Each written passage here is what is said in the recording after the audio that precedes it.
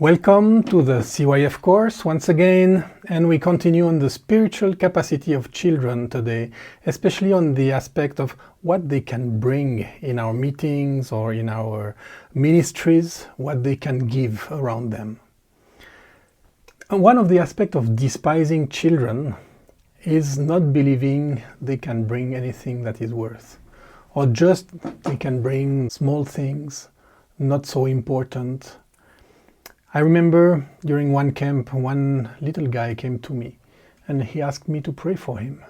And he said, Guy, you need to pray for me because I get $2 every week as pocket money. And I'd like so much to give part of it to the Lord, but I can't help to spend everything for sweets. And in some way, I wanted to smile. Oh, this is so cute. No, this is not so cute, because if a child age 8, 9, 10 can do that with 2 francs every week, what will he do when he will be 20, when he will be 40? The child is able to give, but it's not just financial. It's anything the child can contribute. Let's go into one Bible story that have deep meaning for me. We find it in John 6. And this is a story of the multiplication of the 5 loaves and 2 fish. And you remember, Jesus was on the shore with his disciples, and they tried to escape the needs of the crowd. But the crowd followed them. And at one point they started to be in one place and once again to pray for the people, to share with the people. There was 5,000 men, plus the women and the children. So maybe 7, 8, 10,000 people.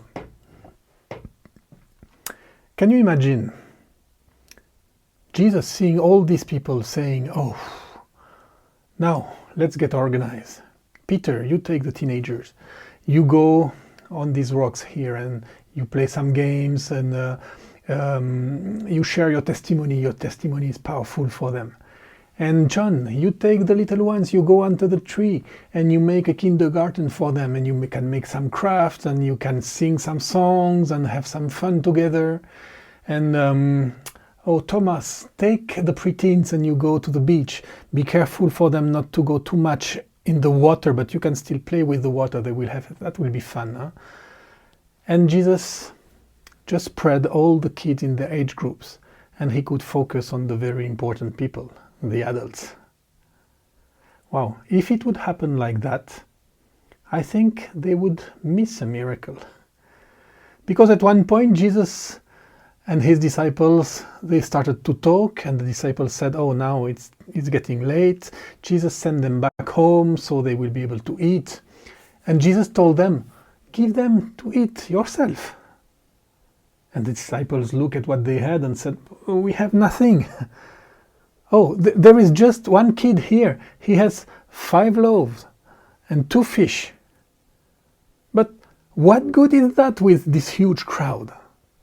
It's not enough. What a kid can bring is not enough in our mind.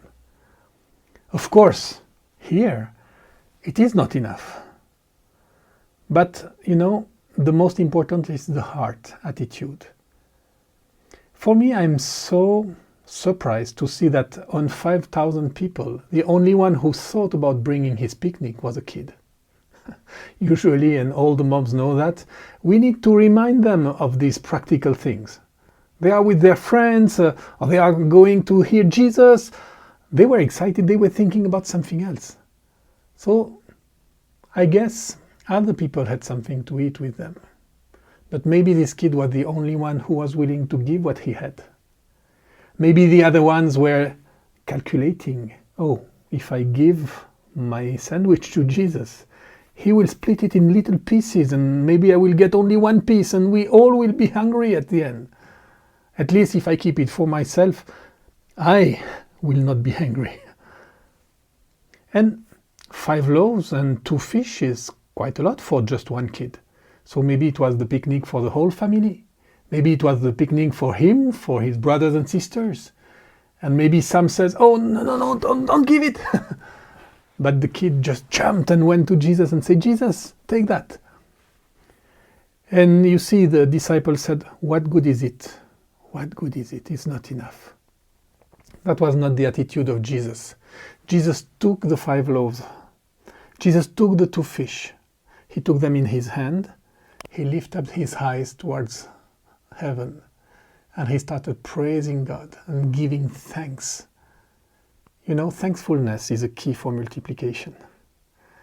And if a child brings what he has, and he brings that in the hands of Jesus, it is enough. It is enough. Because if we have Jesus, it is always enough. So let's stop to despise what children can bring and open our ministries, our services for them to have some room, some space to start to practice and to give around them. I remember a story we experienced as King's Kids back, I think it was 1996 in Canada. We came with our team of 36 people in an Indian reserve, the Atikamek. It was close to a lake, and we camped around the lake, and we just walked to their village every day to share the gospel with them, to have some evangelism, but it was very difficult to reach out to them. They were always looking at us from afar. We were not able to have real discussions and communication. We sensed that there was a distance. They still had some tremendous needs. A lot of alcoholism, a lot of teenagers pregnant, situation of families were dramatic. So we really prayed during this time. The last night, we stayed there for 3 days. The last night, we just had on our heart to invite anyone who wanted to join us for our Last Supper. We didn't have a lot. Maybe we had for 40 people. We were 36. And we thought if one of them come, it will be a victory. It was a big surprise for us to see 40 Indians joining us. And it was a little bit a panic crisis. And we started to say, "Oh, please give your plates. And after we wash them, and you can help yourself. But after, the Indians will eat first." And we saw all the children, "Yeah, 40 Indians, you can take my plate, you can take my glass, you can take my fork." The adults were a little bit more cautious. "Oh, I hope they will give it back to me. That's the one I bought for this outreach." I was serving the salad. You know, all the Indians came, and the level of salad didn't diminish in the plate. After everyone in our team was able to help himself. And everyone eats enough. And we still have some leftovers. We've seen a multiplication because it was physically impossible. And I believe the key of this multiplication was the heart attitude of the children. You know, I really believe that children among us will stimulate our faith, will help us to be spontaneous, to obey with joy and spontaneity. We know it's not always like that with their obedience at home, of course. But children loving the Lord, they can really show us the way and help us enter the kingdom. This is what Jesus told us. Let me remind you of this quote from Charles Spurgeon. "Never fear precocity. There is much more danger in indifference. We have never developed these capabilities of youth as we should have done. The younger the child is when he converts to Christ, the better. And the younger he is when he is taught to serve, the better. Never fear precocity. Never say he is too young. But fear and tremble before indifference. We have too many teenagers, they have become indifferent. And we need to reach out and to open the way for the children to serve and to walk with Jesus from their very young age. May God bless you. I want to encourage you now to turn into groups, and I will put, as usual, some questions. And of course, these questions are here to start the discussion. Don't hesitate to share about any thought that you have, anything that surprised you or that was a revelation for you during this talk, and pray for one another. May the Lord bless you, and may the Lord change our view on children. The way God sees children should be the way we see them. And what we have shared these last few sessions about knowing God, about the destiny, about the capacity to worship, to be filled with the Spirit, to listen to God's voice, to witness around them, to intercede, and to serve in any way, to give around them. This is the way God sees children.